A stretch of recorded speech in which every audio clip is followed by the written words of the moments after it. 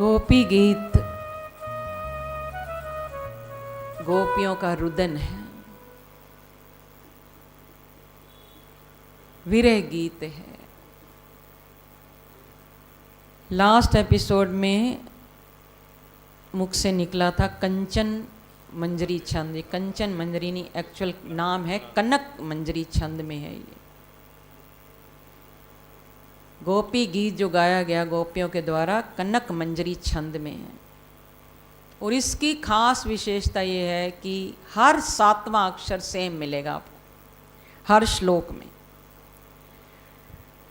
और सब गोपियों ने मिलकर गाया। कहीं आपने पिछली बार बताया आपको, किसी ने महात्मा ने कहा कि ग्रुप्स बन गए थे, 19 ग्रुप्स, तो एक एक ग्रुप ने एक एक श्लोक गाया।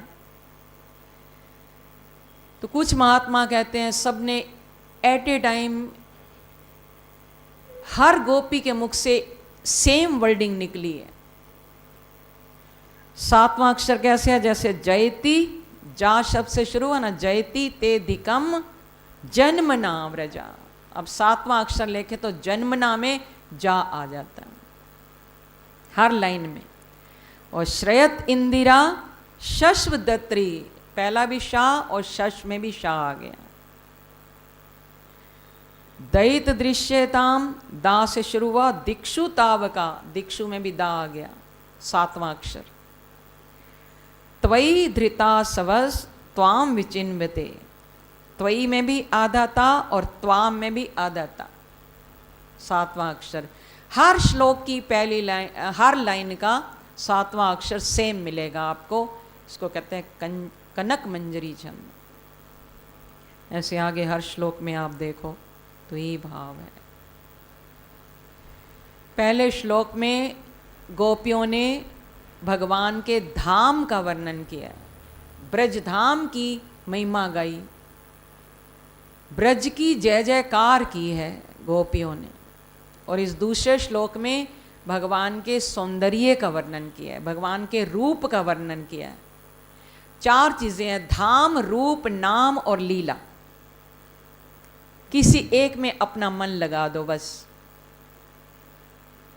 भगवान के धाम की याद आए तो भी बेड़ा पार हो जाएगा, भगवान के रूप में मन आसक्त हो जाए तो भी कल्याण हो जाएगा, भगवान के नाम में रस मिलता है, नाम जपते रहें, नाम जपते रहें तो भी कल्याण है। और भगवान की किसी भी लीला को याद करते करते मन उसमें खो जाए तो भी जीवन का उद्धार।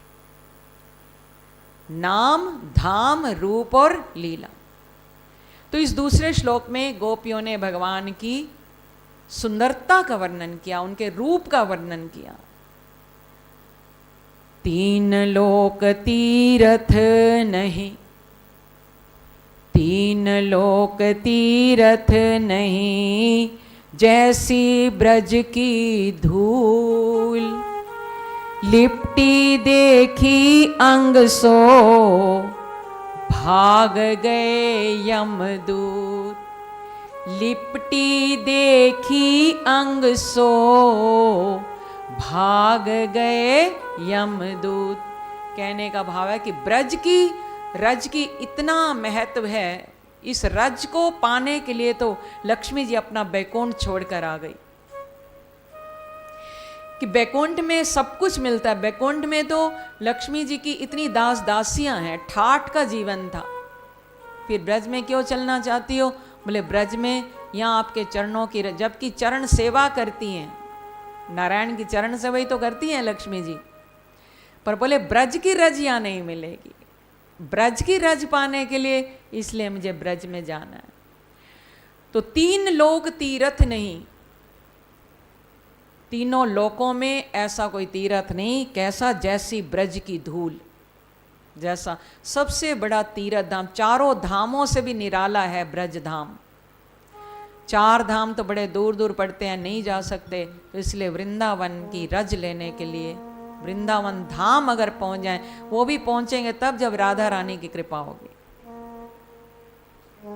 जैसी ब्रज की धूल और लिपटी देखी अंग सो। अगर इस ब्रज की रज को अंत समय आया है, अगर आपके पास वृंदावन की रज जरूर अपने पास रखें, इसका मतलब तो यही है किसी का एंड टाइम है, अपने को तो उस टाइम होश नहीं होता, किसी का अंत समय आ रहा है, तो ब्रज की रज उसके मस्तक पर लगा दो, उसके शरीर पर लगा दो, यम के दूत से वहां से भाग जाएंगे। उसके नजदीक यम के दूत नहीं आएंगे, फिर भगवान के दूत आएंगे। किसके दूत आएंगे? भगवान के। देखो लिखा है ना, लिपटी देखी अंग सो भाग गए यमदूत।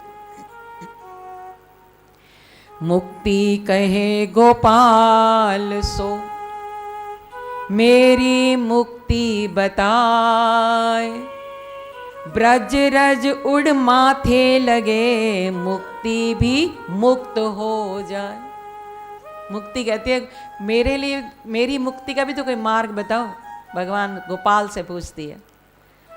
तो ठाकुर जी कहते हैं ब्रज की रज से तेरी भी मुक्ति हो जाएगी।